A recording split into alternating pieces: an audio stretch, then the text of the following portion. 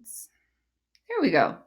All right, so I'm just going to review literary and rhetorical devices. I've given this lecture before, but I figured some of you might like a little bit of a review before you take the quiz. The quiz is examples, and you have to match what it is.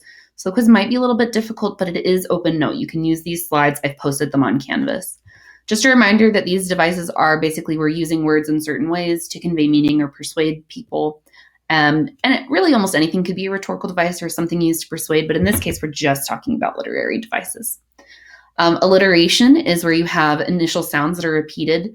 So I have two examples here. In The Raven by Edgar Allan Poe, which is a poem, he says, "While I nodded, nearly napping." Those N sounds, they're all initial there. Those are contributing to alliteration. Another example is Peter Piper picked a patch of pickled peppers. We're repeating the P there over and over. So that's alliteration. Next is an allusion. Allusions are references to well-known events, places, or people. These are typically things that almost everybody is going to understand this reference. Not always everybody, but a lot of people. So this person here is saying you're a Grinch. A Grinch is an allusion or a reference to the Dr. Seuss character. Another one is, I can't change my clothes that quickly. I'm not Superman. Superman is a famous comic book hero, right? And so a lot of people know who he is. Anaphora is repetition of phrases in consecutive sentences. So in successive phrases is the way that I put it in the slideshow here. But this one here, it was the best of times. It was the worst of times. It was the age of wisdom. It was the age of foolishness. Charles Dickens goes on and on. Another one, if you prick us, do we not bleed? If you tickle us, do we not laugh? That's from Shakespeare. That's anaphora. Assonance or assonance is the repetition of middle sounds or sounds that are not rhyming with each other. So this one, we have the ass sound repeated over and over again. The cat ran after the alligator. Another one here is when I heard the learned astronomer. The sound is repeated quite a bit in that phrase. That's from a poem by Walt Whitman. Hyperbole is great exaggeration. So this man saying here, "I'm so hungry I could eat a horse." He can't actually eat a horse, but he's trying to emphasize his hunger. So that's a hyperbole. Another one, "I've driven to work 1,000,000 times." That hasn't happened, but I can exaggerate it to emphasize how often it's happened. Juxtaposition is the comparison of two unlike things right next to each other. So right here you have dream, way, and dead end right next to each other. They're not opposite necessarily, but they are definitely unlike. When I taught this in the classroom, I had one of my tallest students stand up next to me because I'm 5'1". So if I have a student who's over 6 feet tall, the juxtaposition there is pretty apparent. Litotes is the negative of a positive or the negative of a negative to emphasize the positive here. You're understating by using the negative of a truth. So these are the examples here. Not bad means good. So we're using the negative of the opposite to mean what we're trying to say. She's not ugly can mean she's pretty. Sometimes this is used in a way that's not necessarily 100% positive, though. So if you say she's not ugly, I don't mean that she's beautiful, but I mean that she's not bad, right?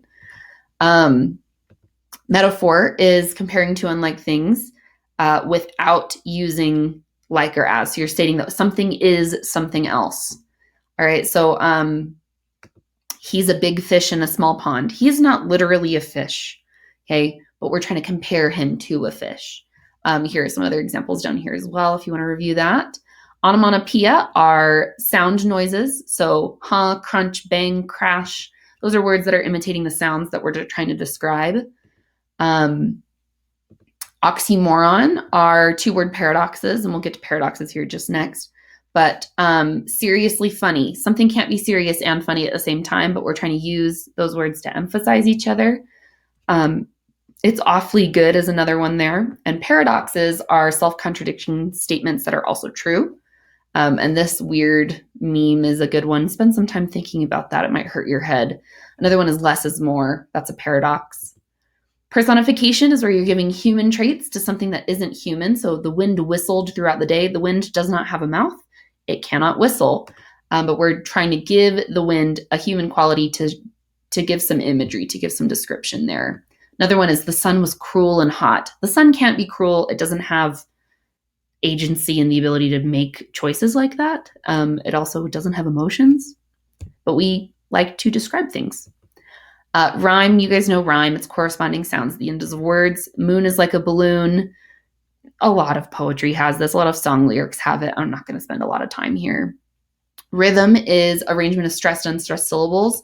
One I always use is come on and slam and welcome to the jam. You can't help but say that in a certain way. And Shakespeare used quite a bit of this. I'm not going to read this Shakespeare monologue. A simile is comparing two unlike things using the words like or as. So my love is like a red, red rose. That's a poem by Robert Burns. The dog here is as smelly as socks.